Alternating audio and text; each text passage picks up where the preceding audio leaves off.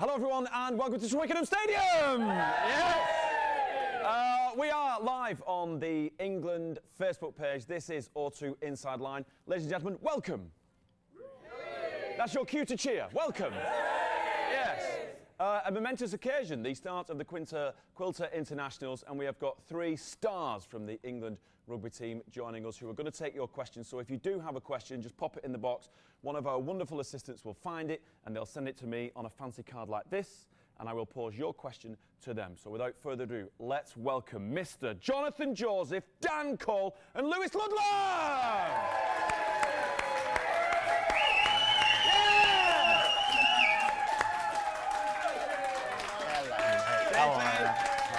Good to see you. Lewis, welcome. First of all, Lewis, we'll start with yourself. Congratulations on your first cap for England. Thank you. Cheers. That's your mark. It started very emotionally. We saw the tears streaming down your face singing the national anthem, because I would imagine that's something that you've always envisioned as a kid and as a professional rugby player, is putting on the jersey, getting out there and singing in front of 81,000 people today. How did it feel? Oh yeah, it was special, like surreal moment really. I caught my dad in the crowd, so is that what started the tears? Yeah, he set me off. His tears were streaming, so that got me going as well. But yeah, I'm really occasioned. I'm just glad we got the win, first one. It's quite a special moment. It's something that you will never, ever forget. But when you stand there, we've spoken to the senior members of the team in the past. Does it all kind of just disappear? And do you end up being in a little room of silence because you were pelting out the national anthem like nobody's business? Yeah, it's bizarre really. I mean, I wasn't thinking about it too much last night or this morning. It was fine, and then obviously went out there and the anthem started, and it just got real all of a sudden. And yeah, it's what you dream of when you're growing up and playing as a kid. So yeah, to have it come true was, like I say, surreal. Well, congratulations. Thank you. My friend. Very well and truly deserved. So we go from 1 cap to 86 caps. Dan Cole, it's always a pleasure and a joy to see your beautiful face. Likewise. Thank you. We've read numerous accounts of what it's been like in camp in the build-up to this Quilter International Series. Today, the team look the fittest they've been in a long time. Are you happy with the physical performance of the team today? Yeah, I think it was outstanding. I think if you look at, we've been in camp for I think 7 or 8 weeks now. We've worked incredibly hard through those times. It's been, the session we've done have been tough. We've had a heat camp in Treviso, but at the same time, nothing's been, hasn't been mindless. So everything we've done has had a purpose. And I think this is the first time we've actually, this week is really the first time we're focused on rugby as such. So I think we had a fairly simple game plan, but I think our fitness and our physicality sort of saw us through today. So hopefully it's step one of building block to move on to the next few games. The first half looked absolutely awesome. What was the game plan? Can you give us a quick insight into that? What was said by Eddie and the team? The game plan was basically just to play on top of them and score 3 tries and whatever we do what we did. But no, I think you saw from the first part, it was forwards carrying off 40, carrying off Willie, getting into the game, making line breaks, just play on the front foot, and that was the game plan. Sort of Wales are physical side, so you don't want them to sort of have the ball, and you want to play in their half and keep them as far away from your end as possible. That's what we did.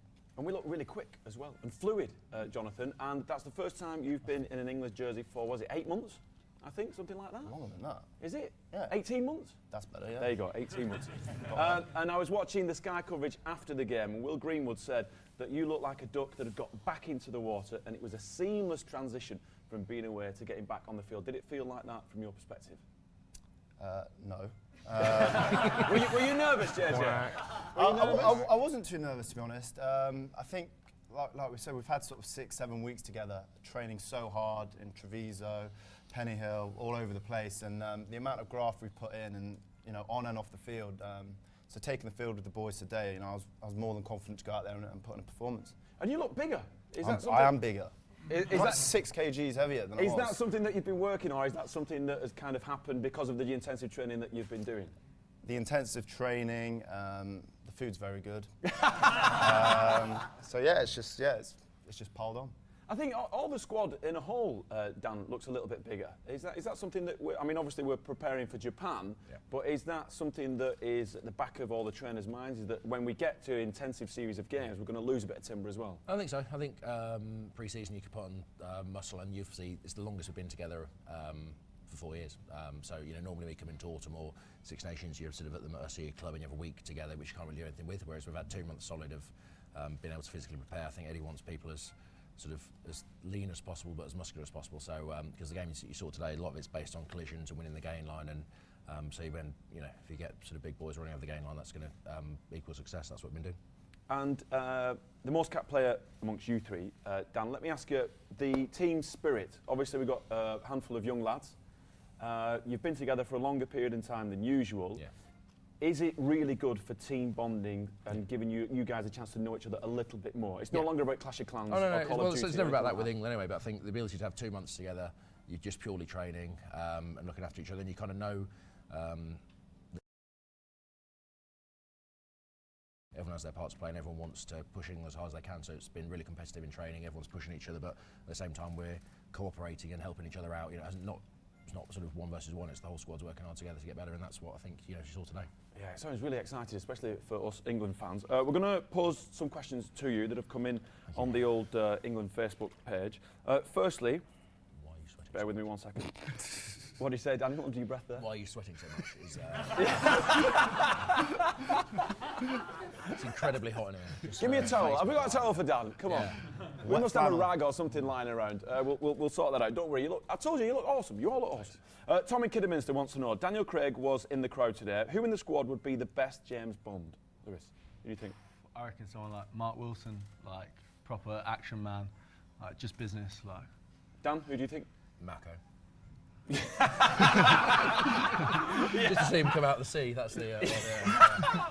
With a little bit hanging over his trunks. Like that. JJ, it's got to be either you or Anthony, really, hasn't it?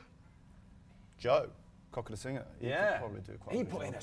he was trucking people for fun today. Cool. Let me ask you, what's it like when he's coming at you in training? I mean, he dropped every single gear and just went for it. He didn't even try and jump cut anyone. He's 120 kgs and he's probably one of the quickest we have. He's probably second behind Johnny in terms of speed.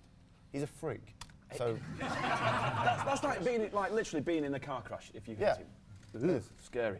Sarah in Durham wants to know, which Marvel superhero are you most like? That's a good question.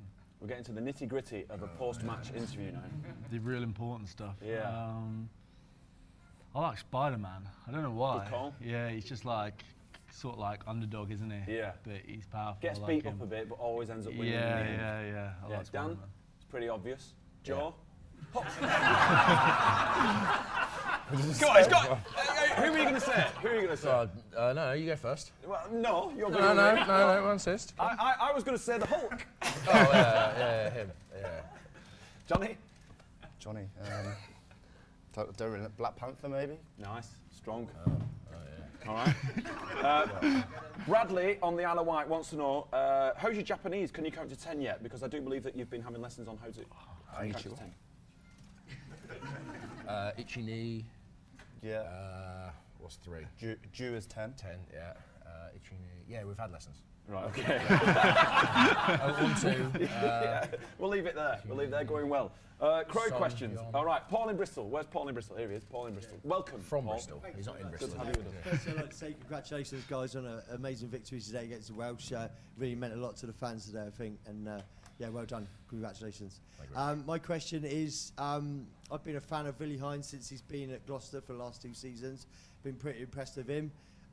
He's been drafted into the squad, and I'd just like to ask you guys what kind of thing he brings to the squad and what kind of mental sort of strength he brings to the squad, because he seems like a really nailed on 9, quite controlled. So just like, what's he bring? Yeah, good question. Also making his England debut today. He brings a good hairstyle. I think Willie's a very level-headed player. He's very controlled. He knows what he wants from his forwards, from what he wants from his backs. It was his first cap today, but the kind of performance he put in, you'd thought it was 50 cap player. Yeah, exactly. So I thought him and George. they ran the show, didn't they? Yeah, Thank you. training they looked really sharp. So yeah. Yeah. Good, So you could argue it was a big call for Eddie to bring him in, but he's done an amazing job and he's trained so hard, the ultimate professional, and a great asset to the squad. Yeah. Lovely compliments. Thank you, JJ. Yeah, it's been good for me. Like another guy, way more experienced than me, making his debut as well. So yeah, even though it's his debut as well, he's given me little bits of advice. So he leads from the front. Like JJ said, he knows what he wants from the forwards, and he's always speaking up. So yeah, it's good. Strong. Andrea, you got a question? Hi, my question is Batman or Superman? Superman, every single day of the week. Nah, Batman's cooler. He's just a man. He's a mere man. He's a Like, bat. he's just rich. Yeah. He's intelligent as well, though. All right, whatever. He's got like. I'm not going to get in this argument. Who's got the better outfit? Batman's got more Batman's money. got a miles better outfit. Yeah, obviously. The thing is, though, Superman bang Superman has looking good. actual superpowers. Yes, Batman's exactly. all in his suit. Oh, he's just got to do his work. There's no competition, really. I'm going Anyway. Batman. Yeah, they're two Idiots, Batmen. both of them. The underdog. Fair enough. Fair enough. All right, gentlemen. One last question. Let's go to the Welsh game on Saturday. It's just 6 days away, and tomorrow Eddie has to make his selection for Japan. Do you think that will change the game plan for the Welsh game on Saturday in Cardiff? I think you might see a different game plan. I don't know because we'll find out going forward. But I think, like today, we had a fairly basic game plan. But I think as we move forward, Eddie, multiple game plans. You know, because you're coming against so many different teams with different ways of playing, and you've got to negate their strengths. So I think probably next week you'll see a different game plan. Whether it's a bit more unstructured running around, I don't know. But I think the game plan will change. So we're fine-tuning the squad and the performances and the game plans towards Japan in a few weeks' time. JJ, let's talk about this week's prep. What do you think you'll be doing tomorrow? I know we're going to Bristol for more O2 inside line stuff, but as far as training goes, what are you doing now on the field to prepare for this Wales game? Are you back in the gym? Are you doing cardio? Just eating loads? Refueling? What do you do? Eat a lot. Get your hydration right. I'm not too sure, to be honest. I imagine tomorrow will be quite obviously a down day because we've just played a game. But then we'll get back into it. So sort of Tuesday, Wednesday, Thursday, I'm sure we'll have some form of plan, and we'll be given the tools in terms of what we want to deliver on the Saturday. Like Coley said, we're just going to build on what we've done today and probably add and tweak a few little things on the way as well. All right, fellas, as always, an absolute pleasure and a joy to come face to face with you and kind of dissect a performance. Lewis, congratulations again. Give a big round of applause, ladies and gentlemen. Awesome. Thank you very much for tuning in. Make sure you join us on Tuesday when we'll be in Bristol with something very, very special for O2's In the Sideline. But for now, have a great Sunday evening. We'll see you on Tuesday. Good night. God bless.